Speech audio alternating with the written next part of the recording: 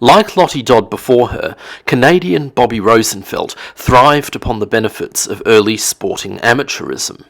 Born to Jewish parents in the Ukraine in 1904, Bobbie's family were among the millions of Eastern European Jews who fled persecution in the old Tsarist Empire for a better life in North America, settling in Ontario, Canada, when she was less than a year old. Bobbie was blessed with an astounding natural athleticism, and by the time she had reached high school, she had flung herself headlong into virtually every sport available, excelling at track and field, but also playing basketball, softball, lacrosse, ice hockey, and tennis. In 1922, when she was 18, her family moved to Toronto, where Bobbie quickly set about establishing her reputation on the regional sporting scene as an elite softballer and ice hockey player, and as a national championship-winning basketballer. If all this were not enough, in 1924 she won the Toronto Grasscourt Tennis Championships, reinforcing her standing as the finest amateur sporting all-rounder in Ontario. To this point in her career, Bobbie had primarily concentrated upon team sports. That all changed when she journeyed to Beaverton for a softball game scheduled at a large sporting carnival. Bobbie had always been a fast runner. At a school picnic at the age of 9, she had won a 50-yard dash in return for a free lunch, and her teammates convinced her to sign up for the 100-yard dash. To widespread astonishment, she defeated the reigning national champion, Rosa Gross, in the final. Soon, Bobbie was training alongside Gross and her teammates, and in September 1923, they dominated the annual athletic day at the Canadian National Exhibition, the highlight of the Canadian athletic calendar in those days.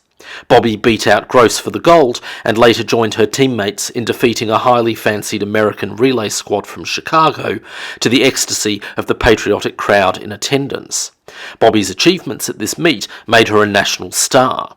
In 1925, she broke the world record for the 100-yard dash, and when the inaugural Ontario Women's Track and Field Championships were held in Toronto later that summer, she dominated proceedings in unheard-of fashion, winning the discus, shot put, long jump and hurdles, placing second in the javelin and 100-yard dash, and winning the 220-yard dash in a world record time.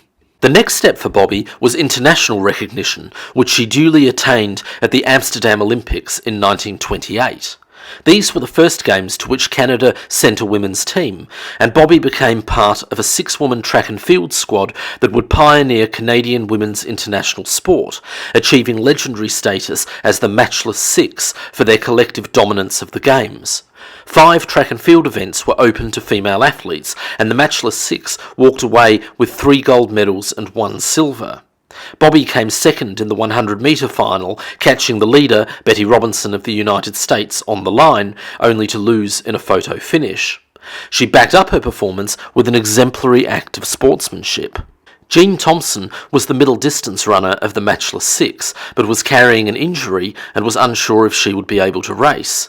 The Canadian team manager added Bobbie to the 800-metre field to run beside Thompson and encourage her to the finish. Thompson started well, but faded late as her injury took its toll.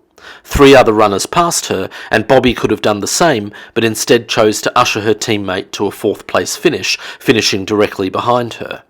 Fortunately, the best was yet to come. In the 100-metre relay final, Bobbie ran the first leg as she and her Canadian teammates smashed the world record to take gold over the Americans.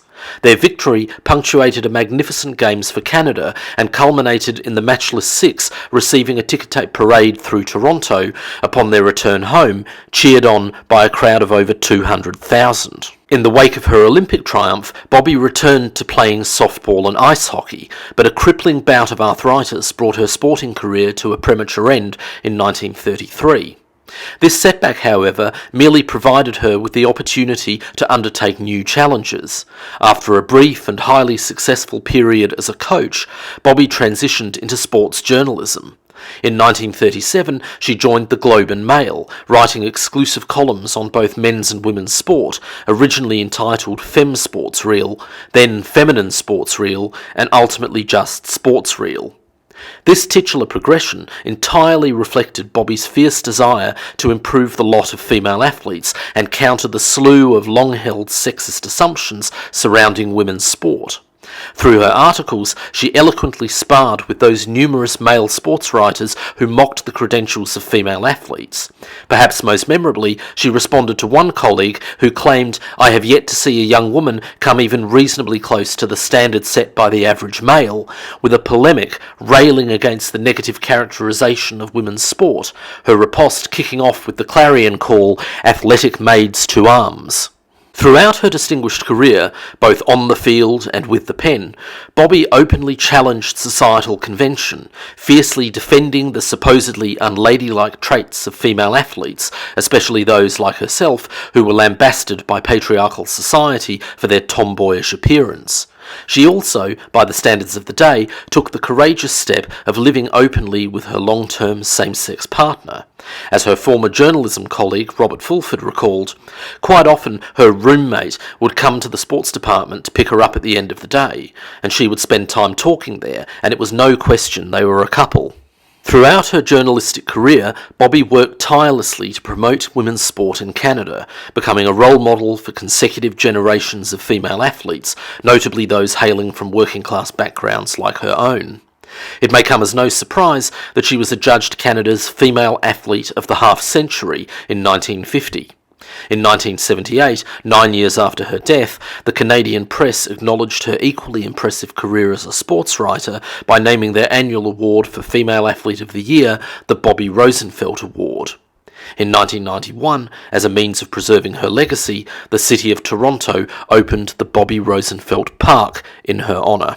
If you enjoyed this content, I'd recommend checking out my new book, Hollywood's Women of Action, From the Perils of Pauline to Wonder Woman, which examines the development of the action heroine as a character from the silent screen era to the present day. It's available from Amazon and other international booksellers. To purchase, follow the link in the description below. And if you enjoyed this video, please don't forget to like, comment and subscribe.